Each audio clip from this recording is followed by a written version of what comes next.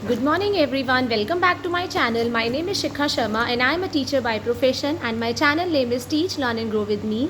तो मेरे पास बहुत सारी क्वेरीज आ रही थी, क्वेश्चंस आ रहे थे कि मैम अब DSSB की अगर हमें स्टार्टिंग से प्रिपरेशन करनी हो, अगर एकदम बेसिक से तैयार करना हो तो हम कैसे प्रिपेयर करें, कैसे हम बिगिन करें, कैसे स्टार्ट करें। कुछ बच्चे का ऐसा भी कमेंट आया था कि मैम आपको हिंदी नहीं आती है क्या।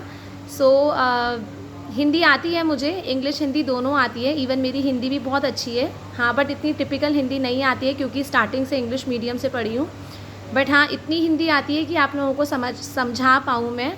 तो वो मैं आपके लिए वीडियोस में इंग्लिश और हिंदी इसलिए यूज़ करती हूँ कि कुछ बच्चे इंग्लिश में कंफर्टेबल होते हैं, कुछ बच्चे हिंदी में कंफर्टेबल होते हैं, इसीलिए मैं बाईलैंग्वेज अपना वीडियोस बनाती हूँ ताकि आप दोनों को ही समझ में आए। फिर भी अगर आपको समझ में नहीं आ रहा है मेरी हिंदी या मेरी इंग्लिश, तो फिर भी मैं कोशिश करूँगी कि मैं थोड़ा और हिंदी में बोल पाऊँ। सो मैं फिर से बोल गई थी। एक्चुअली स्कूल में बोलती हूँ मैं इंग्लिश वहाँ पे भी, क्योंकि इतने प्राइवेट स्कूल्स में जॉब करते करते इतना टाइम हो गया है कि फिर मेरे को अब गवर्नमेंट में भी हिंदी बोलने की इंग्लिश बोलने की प्रैक्टिस हो गई है, that's why. So let's talk about DSSB preparation. अब हम कैसे स्टार्ट करेंगे, बेसिक से स्टार्ट करना है। मान लो आपको अब कुछ भी नहीं आता, यू आर ज़ीरो, आप ज़ीरो नहीं होंगे। मैं आप लोगों की बात नहीं कर रही हूँ कि आप ज़ीरो, मेरे बोलने का मतलब है हम ज़ीरो से हीरो कैसे बन सकते हैं। तो फर्स्ट ऑफ ऑल अब आपको पता है कि आपके 11 जुलाई से DSSB के एग्ज़ाम स्टार्ट होने वाले हैं, जो एग्ज़ाम्स रह गए थे। अब आपका जुलाई के मंथ में ही आफ्टर 15 जुलाई आपकी वैकेंसीज़ कभी भी आ जाएंगी। उन्होंने आपकी DSSB की साइट पे उन्होंने नंबर ऑफ़ पोस्ट भी बता दिए कि किसकी कितनी वैकेंसीज़ निकल रही हैं, TGTs की तो आ गई हैं।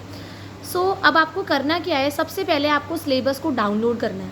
आप सिलेबस को डाउनलोड कीजिए गूगल में जाके, अगर आप PRT हैं, TGT हैं, PGT है, उसको डाउनलोड कीजिए और उसका प्रिंट आउट ज़रूर निकलवाइए। ऐसा नहीं कि फ़ोन से ही हम कर रहे हैं। एक सेटिस्फेक्शन होती है जब हमारे हाथ में सिलेबस होता है ना, और हम जो टॉपिक्स कर लेते हैं तो हम उसको टिक करते रहते हैं, तो एक अलग सी इनर सेटिस्फेक्शन मिलती है। तो आपका पहला काम होगा सिलेबस को डाउनलोड करना और उसका प्रिंट आउट निकलवाना।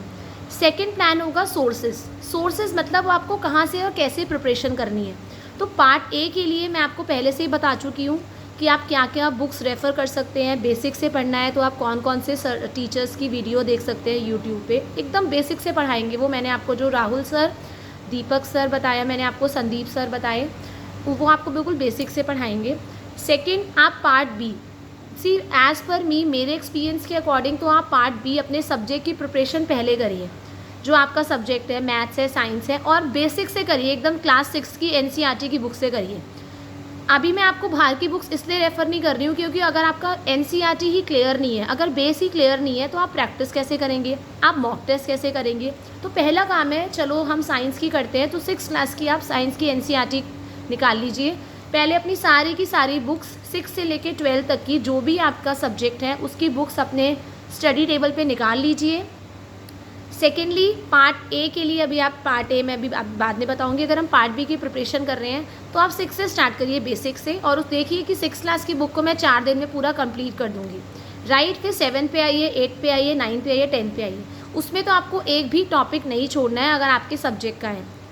I am talking about science right now. Same आप 6 to 10 पूरा अच्छे से करेंगे, और 11-12 में मैंने आपको बताया था जो भी आपका सब्जेक्ट ग्रेजुएशन या पोस्ट ग्रेजुएशन में रहा था आप वो पूरा कंप्लीट करेंगे। जैसे कि मेरा केमिस्ट्री था तो मैंने केमिस्ट्री पूरा कंप्लीट किया था from 11th and 12th also. और अगर बायो और फिज़िक्स में से जो भी आपको बेटर लगता है वो आप एटलीस्ट 50% तैयारी कर लीजिए। तीसरे वाले की भी अगर इतना हल्का फुल्का आता है तो 20% कर लीजिए अगर टाइम है। ऐसा मत सोचिए कि मुझे पूरा सिलेबस कंप्लीट करना है, क्योंकि सिलेबस बहुत ज़्यादा वास्ट है, कंप्लीट नहीं हो पाएगा। आप सोचिए कि मुझे क्वालिफाई करना है। पार्ट ए मैं बता चुकी हूँ। पहले पार्ट बी की प्रिपरेशन स्टार्ट करते हैं। मॉक टेस्ट अभी नहीं करेंगे हम। मॉक टेस्ट करने का तब फ़ायदा है जब कुछ सिलेबस कंप्लीट होगा। तो आज जैसे कि हमारी डेट है 28 जून, आज से अगर आप स्टार्टिंग करते हैं, चलिए मैं मान लेती हूँ कि 1 या 2 दिन आपको सोर्सेज ढूंढने में लग जाता है। हम 23 जून से प्रिपरेशन करते हैं स्टार्ट।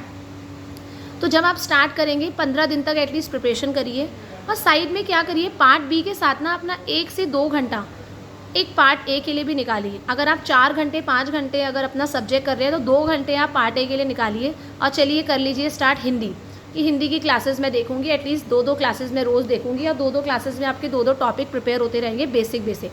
और 15 या 20 दिन के बाद मॉक टेस्ट स्टार्ट कीजिए। अब ये भी प्रॉब्लम आ रही थी कि मॉक टेस्ट कहाँ से करें।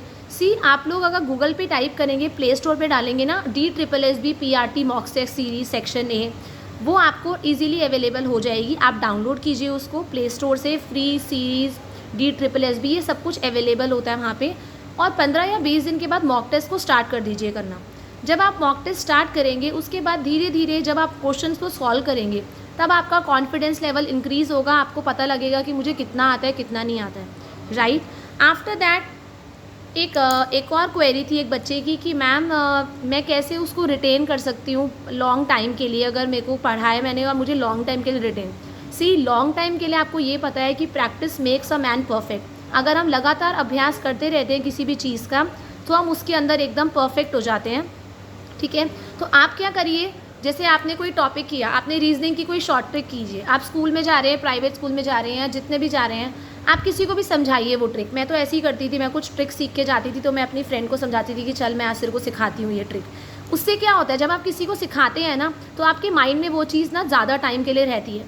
सिमिलरली जब तक आप खुद रीड कर रहे हैं, आपने 2 चैप्टर पढ़े, 3 चैप्टर पढ़े, पर जब तक वो चैप्टर आपने नॉलेज किसी के साथ शेयर नहीं करी, वो टेम्परेरी होती है, आप भूल जाते हैं।